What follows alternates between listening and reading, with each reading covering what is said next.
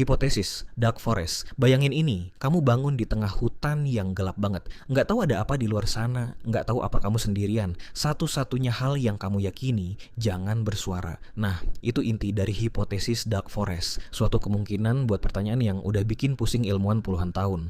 Pertanyaannya adalah, kalau alam semesta segede ini, kenapa kita nggak pernah dengar kabar dari siapapun? Menurut hipotesis Dark Forest, kita tidak pernah tahu keberadaan alien bukan karena nggak ada siapa-siapa di luar, tapi karena semua orang pada sembunyi. Asumsinya adalah sumber daya di luar angkasa itu terbatas. Peradaban maju pasti suatu saat bakal kekurangan dan ujung-ujungnya rebutan. Belum lagi jarak antar bintang yang super jauh bikin komunikasi atau saling percaya antar spesies jadi susah. Kita nggak pernah bisa yakin apakah peradaban lain punya niat baik atau malah menjadi ancaman, dan ketidakpastian itu bikin kita harus berhati-hati. Makanya langkah paling masuk akal ya, diem aja dan jangan pernah kasih tahu kalau kita ada.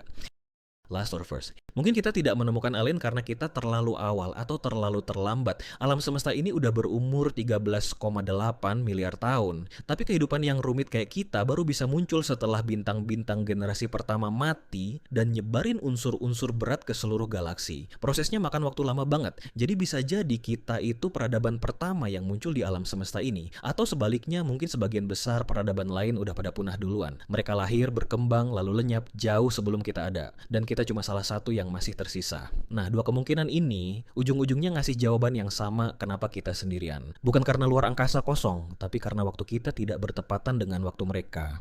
Hipotesis Berserker. Gimana kalau keheningan alam semesta ini bukan karena emang sepi, tapi karena sesuatu sudah membunuh mereka semua? Nah, itu inti dari hipotesis Berserker. Bayangin, ada peradaban kuno, entah masih ada atau udah punah, yang pernah bikin sesuatu, mesin, robot, atau apapun itu yang bisa menggandakan diri sendiri dan menyebar ke seluruh galaksi. Tugas mereka cuma satu, cari kehidupan, terus habisin. Selama miliaran tahun, setiap peradaban yang ketemu bakal dilenyapkan. Makanya alam semesta kelihatan kosong. Bukan kosong, tapi udah dibersihkan. Dan satu-satunya alasan kita masih ada, mungkin bukan karena kita aman, tapi karena mereka belum sampai ke sini.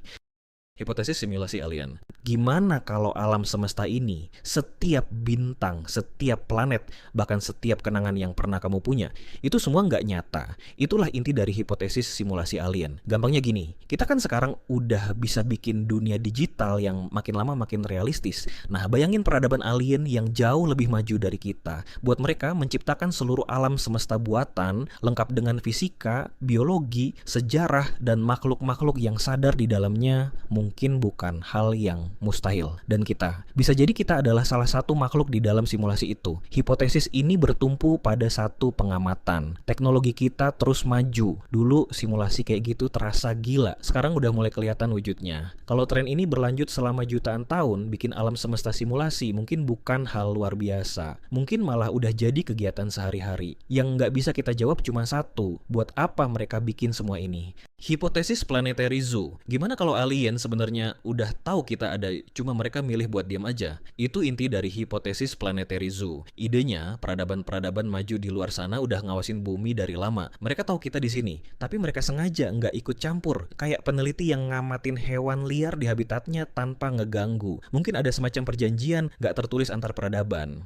Biarin aja spesies muda kayak kita berkembang sendiri sampai kita mencapai batas tertentu. Mungkin batasnya adalah kemampuan perjalanan antar bintang, mungkin kedewasaan secara moral, atau mungkin sesuatu yang bahkan belum kebayang sama kita. Jadi bukan kita yang nggak ditemuin, tapi kita yang lagi diawasi. Dan mereka tuh kayak pengunjung kebun binatang yang ngeliatin kita dari luar kandang.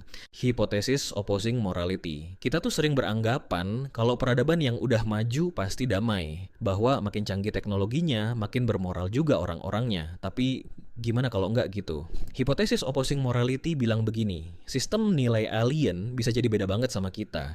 Mungkin mereka nggak punya konsep individu, mungkin mereka nggak nganggep rasa sakit itu penting.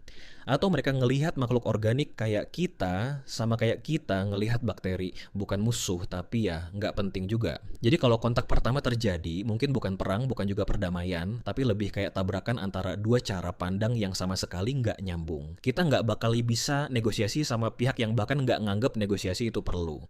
Hipotesis ultraterestrial. Menurut hipotesis ultraterestrial, makhluk cerdas yang sering dikaitin sama UFO itu bukan dari luar angkasa, tapi udah ada di sini, di bumi itu sendiri, atau di dimensi lain yang tersembunyi, dan hidup berdampingan sama kita, tanpa kita sadari. Jadi bukan mereka datang dari galaksi atau planet lain, tapi mereka udah lama di sekitar kita, cuma kita nggak bisa lihat atau pahamin aja. Ide ini lebih ke mitologi dan spekulasi daripada sains beneran, dan sering dikaitin sama cerita rakyat kuno soal makhluk gaib, dimensi tersembunyi, atau makhluk yang bersembunyi di bumi sendiri.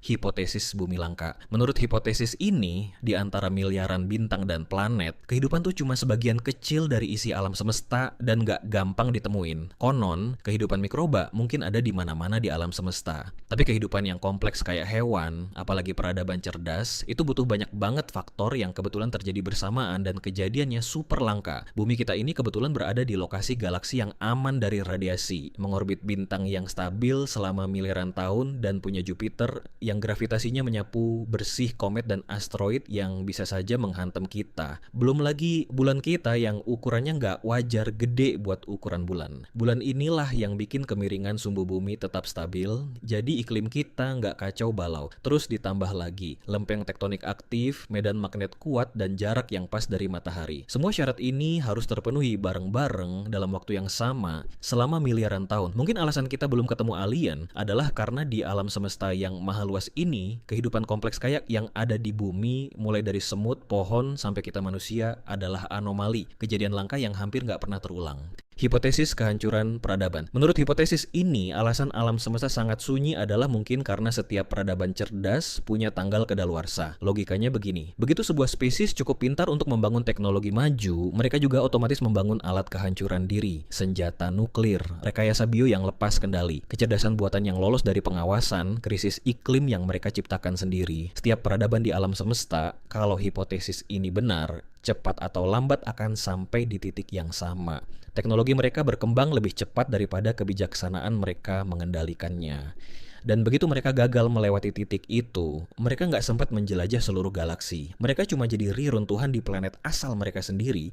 Hipotesis post-singularity. Bagaimana kalau alien itu ada, tapi sudah berubah jadi sesuatu yang enggak lagi kita kenali? Ini disebut hipotesis post-singularity. Teorinya begini, setiap peradaban cerdas, cepat atau lambat, akan menciptakan kecerdasan buatan yang melampaui otak mereka sendiri. Dan begitu itu terjadi, kecerdasan itu berkembang begitu cepat, sampai jauh melampaui apapun yang bisa dipahami makhluk biologis. Peradaban yang sudah melewati titik ini mungkin nggak lagi tertarik menjelajahi galaksi. Kenapa membangun kapal luar angkasa yang lambat dan mahal? Kalau kamu bisa membangun realitas digital tanpa batas di dalam dirimu sendiri, mereka mungkin tidak lagi hidup dalam skala waktu biologis, tidak lagi punya dorongan untuk berkembang biak, memperluas wilayah, atau dikenal oleh spesies lain. Prioritas mereka mungkin sepenuhnya asing bagi logika manusia.